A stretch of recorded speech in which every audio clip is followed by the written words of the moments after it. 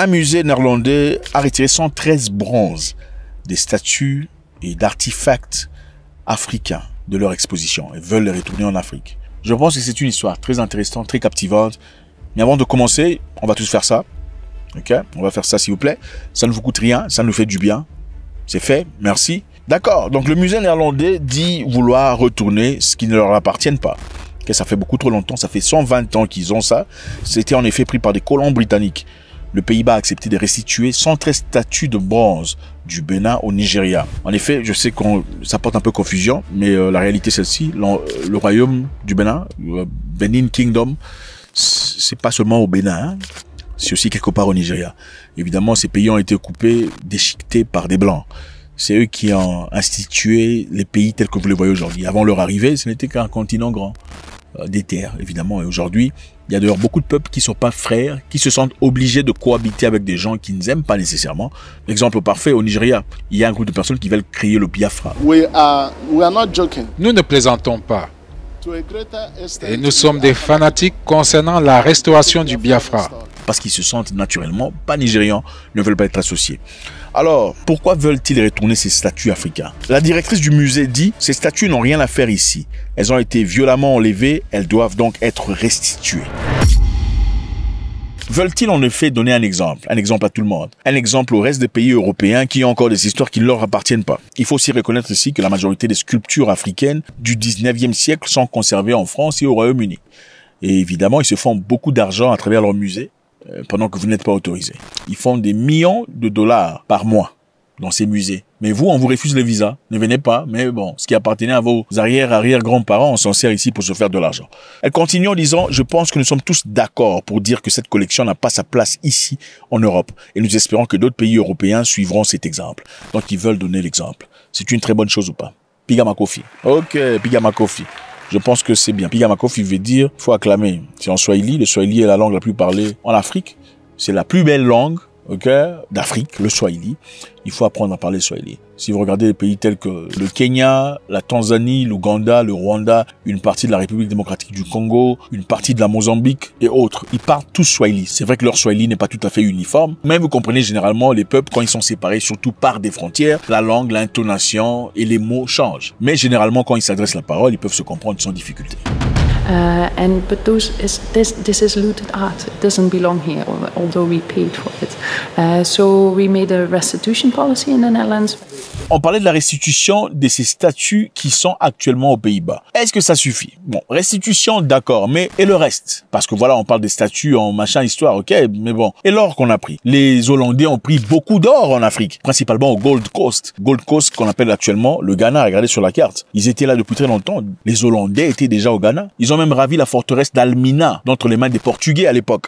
La forteresse d'Almina, c'est là où on gardait des esclaves à l'époque. C'est-à-dire avant de partir de l'autre côté de l'océan, on mettait des esclaves là-bas pendant un temps pour traiter, pour voir, pour examiner, les envoyer. Et si vous partez même aujourd'hui au Ghana pour expérimenter c'est un événement très touchant. Je sais qu'il y en a aussi au Bénin, il y en a aussi au Sénégal, mais c'est différent. Ce sont des expériences très différentes qu'il faut aller exploiter. Alors, on parlait de l'or. Et où est l'or? L'or qu'ils ont pris. Ils vont rembourser l'or. Le pillage de l'or était frénétique. L'or, ils vont pas restituer. Ok. Et l'ivoire? L'ivoire qu'ils ont pris. Parce qu'ils ont pris beaucoup d'ivoire. Ils ont tué beaucoup d'éléphants. Et l'objectif de l'ivoire, évidemment, c'était pour des objets de luxe. À l'époque, comme des peignes, des touches de piano, des objets religieux, des chapelets et tout le bazar. C'était des histoires de luxe. C'était un peu comme vos gourmettes et machins en or ou en diamant aujourd'hui. Est-ce que ça, on va pas rembourser? Si on rembourse pas l'argent qu'on a vendu, l'argent produit à travers ces objets, c'est où? Ouais, comment on traite les Africains en général?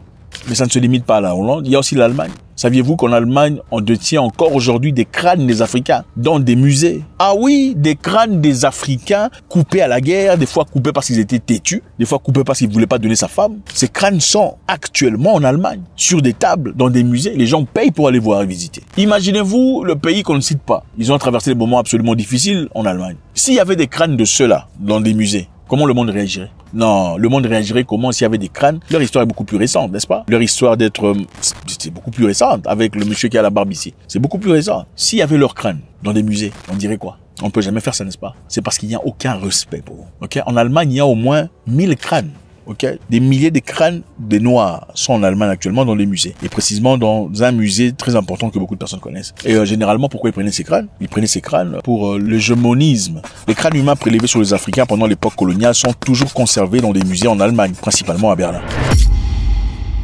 La majorité de ces crânes sont conservés à Staatliche Museum in Berlin. Ils ont retiré les têtes principalement pour aller faire des examens, pour confirmer le fait que l'homme blanc était supérieur à l'homme noir. Ah oui, ils voulaient faire ça. Donc il fallait examiner la tête du noir, essayer de voir un peu qu'est-ce qui est égal, qu'est-ce qui n'est pas égal, tout ça. C'était principalement ça. C'était principalement aussi les têtes des gens qui étaient absolument têtus. Donc il fallait voir comment ça se fait que ce noir-là, il est beaucoup plus têtu que les autres. Qu'est-ce qu'il y a dans sa tête? Ce sont les raisons principales pour lesquelles on a gardé ces crânes. On a retiré ces crânes de plusieurs endroits en Afrique, principalement en Tanzanie, où ils y étaient. Ils ont fait des choses complètement atroces. Ils ont retiré des crânes au Rwanda, au Burundi, au Mozambique actuel. Ils ont aussi retiré des crânes au German West African, qui aujourd'hui est la Namibie. En Namibie, je vous rappelle, ils ont fait des massacres. C'était le premier génocide du siècle où ils ont tué plus de 80 000 personnes. Au Togo, ils ont retiré des crânes. Donc, jusqu'à aujourd'hui, ces crânes sont toujours quelque part là-bas en Allemagne. Pourquoi on ne rend pas ces crânes? Je ne comprends pas cette obsession de prendre des histoires qui ne vous appartiennent pas, les emmener chez... C'est bizarre. C'est même dans des films. Quand vous regardez les films, des amis sont partis en promenade et se sont retrouvés dans un cimetière. Arrivé au cimetière, il y a des gens qui sont venus se recueillir et ont déposé des fleurs. Vous allez voir, c'est toujours eux, ils prennent une fleur, ils l'emmènent à la maison. Ou ils prennent un truc là, comme ça, chapelet, machin, histoire, ils l'emmènent chez eux. Comment, toi, mais attendez, c'est quoi cette obsession de prendre des histoires qui vous appartiennent pas? Il arrive à la maison, alors là, everything breaks out. Les histoires commencent à tomber, les miroirs en train de se briser. Et puis quand il entend le bruit, il demande, il y a quelqu'un? Il y a quelqu'un? Les Noirs, ils demandent pas, ils sortent. Il y a quelqu'un. Donc c'est ça. Et ce n'est pas la dernière occasion. Il y a aussi des lions qu'ils ont retirés. Des Tsavos Lions. Au fait, à l'époque, c'était ici en Afrique de l'Est. Vous regardez sur la carte. Depuis le Kenya vers l'Ouganda. À l'époque, ils avaient besoin de chercher un moyen de sortir leurs biens de l'Ouganda, qui est enclavé comme pays, vers l'océan. Et la seule ou la meilleure façon de le faire, c'était à travers un rail, donc un chemin de fer depuis Mombasa jusqu'à Kampala. Cela aurait permis aux Anglais de voler comme ils désiraient, simplement, et sortir, aller vendre, enfin, partir avec ce qu'ils voulaient voler. Mais pendant qu'ils créaient ces rails, ils ont décidé de faire venir des Indiens, ok, pour construire les rails. Je sais pas pourquoi, je sais pas s'ils pensaient que les Noirs étaient bêtes, pas trop intelligents pour assumer cette fonction. Ils ont appelé beaucoup d'Indiens pour faire ce travail. Alors, pendant que les Indiens faisaient ce travail, il y a eu 2 lions. 2 lions sans crinière. Ces lions mangeaient des gens comme pas possible. Depuis le Kenya, ils ont mangé des gens, on a arrêté le travail. Ils ont mangé une centaine de personnes. The men eater of Tsavos. Après avoir fait ça, on a appelé des experts, des chasseurs pour essayer de les arrêter, mais c'était impossible, ils n'arrivaient pas. Même quand on les piégeait, les lions ne sortaient pas. En fin de compte, ils se sont dit, bon, ces lions ici doivent être spirituels, parce que c'est pas normal.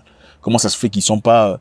On a mis tout un buffle là, comme ça, pour qu'ils viennent, on va les attraper, mais les lions, ils se pointent pas. Pourtant, les lions, ils comprenaient tout à fait le fonctionnement. C'est en fin de compte qu'on fera venir un lieutenant-colonel au nom de John Henry Peterson. C'était un Anglais, ok? C'est en 1898 que ce monsieur viendra finalement et il va tuer les lions. Peterson a conservé les peaux et les crânes des lions comme des trophées. Pour lui, c'était ces trophées. Et en 1924, il a vendu ces histoires. Il a vendu ça.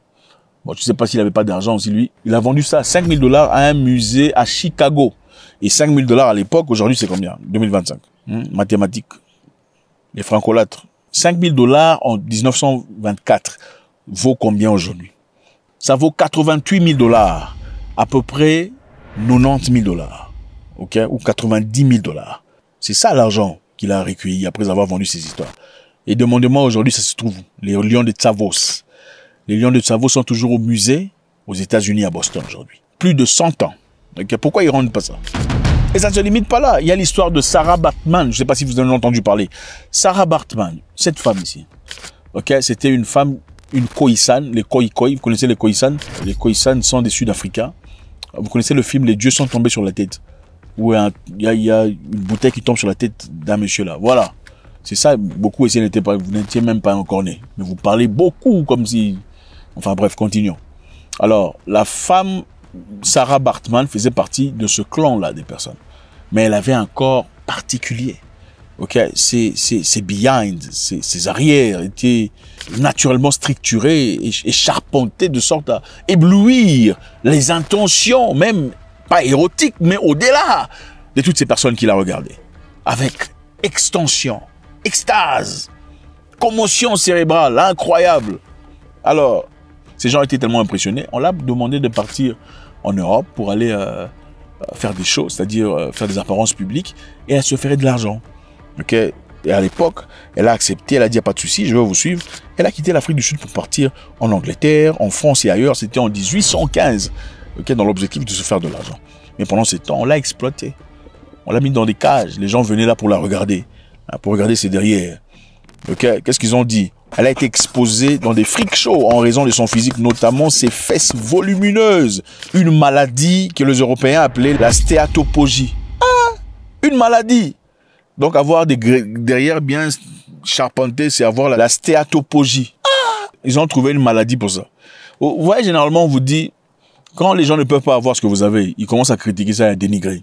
Ah, ça c'est une quelle voiture? Ah, est-ce que ça c'est une voiture? Si c'est pas ça, oh non, ce n'est pas lui. Il a loué. Ou bien c'est AI. C'est ça. Vous ne verrez jamais une personne. Vous avez déjà vu une personne dire non, le thé qu'il est en train de boire là, c'est AI. Ce n'est pas lui, il a demandé chez les voisins. Non, non, non. Vous avez déjà entendu une personne dire ça. Non, la banane qu'il mange là ne lui appartient pas. Lui, il est trop pauvre, il ne peut pas acheter une banane. Parce que c'est un truc, enfin, la banane c'est un truc normal, n'importe qui peut l'avoir. Mais s'ils étaient en incapacité d'avoir la banane, ils diraient que la banane ne lui appartient pas. C'est le même principe en ce qui concerne les voitures et les maisons. À la maison, là, ne lui appartient pas. C'est parce que tu n'as pas de maison. Si tu avais une maison, tu comprenais que c'est tout à fait normal d'avoir une maison. Avoir un boulot, avoir son appartement en son nom. Appartement acheté, c'est normal à 26 ans. Mais dans vos pays là-bas, vous devenez quoi? Des coachs. Coach en réussite, coach en développement personnel. Tu commences à expliquer aux gens comment vendre les pagnes. Bref, c'est un peu ça. Donc, si pas les pagnes, si c'est pas les pagnes, c'est les, comment vous appelez ça? Propriétaires de salons de coiffure et des ongles. Bon. C'est juste une plaisanterie, ok? Respect à toutes ces personnes qui travaillent dur dans leur vie, on vous respecte et on vous voit. Ok, alors, on voulait dire qu'on a essayé de dénigrer ce qu'elle était, essayant de qualifier ce qu'elle avait de spécial, ok? Tel que une maladie, stépéophologie, machin histoire. C'est ça la maladie. Et ceux qui n'ont pas des derrière, on l'appelle quoi? On les appelle quoi? Elle a été placée dans des cages. Il y avait beaucoup de personnes qui la regardaient. Elle a été traitée comme une curiosité ou un spécimen moqué. Elle a été déshumanisée. Et apparemment, elle serait morte d'une maladie, parce qu'elle était maltraitée, elle n'était pas considérée. Et c'est bien triste sa situation. Après sa mort, des scientifiques français fabriquèrent de moulages en plâtre, okay, pour garder son corps. Et qu'est-ce qu'ils ont fait? Ils ont sorti son cerveau et ses parties génitales dans des bocaux. Pourquoi? Pourquoi ils ont gardé sa partie génitale dans des bocaux? C'est pour quel objectif? C'est ça, cette maladie. Vous allez faire quoi avec ça? Vous allez faire quoi avec ça? Alors, l'Afrique du Sud a fait beaucoup de guerres pour essayer de récupérer son corps. Thabo Mbeki, des activistes, on voulait que sa dépouille soit ramenée en Afrique du Sud pour qu'elle soit inhumée, ok, avec respect. En 2002, suite à des fortes pressions du gouvernement sud-africain, notamment le président Thabo Mbeki, comme je l'ai dit précédemment, la France a restitué sa dépouille. Donc c'est ça. Pourquoi la France garde la dépouille des gens avec son appareil génital dans des bocaux? C'est quoi cette obsession? Et après ça, elle a été enterrée dignement le 9 août 2002 dans sa patrie, près de Ankni, dans sa province natale de Eastern Cape ou Cap Oriental en Afrique du Sud. C'est une triste histoire, mais c'est ça la réalité. Les filles de Cap Oriental ou Eastern Cape sont celles-là. Regardez comme celle-ci. Celle-là. En voilà une autre. En voilà une autre. Et celle-là. Ce sont des descendants de cette maman. C'est là-bas qu'il y a ces jolies femmes. Merci infiniment les amis, c'est toujours avec beaucoup de plaisir. Votre commentaire est nécessaire. Nous vous savons très intelligents. L'objectif, ce n'est pas que Zach Mukasa parle. L'objectif, c'est d'échanger, de discuter et de mener la conversation à un niveau comme jamais dans le passé. God bless.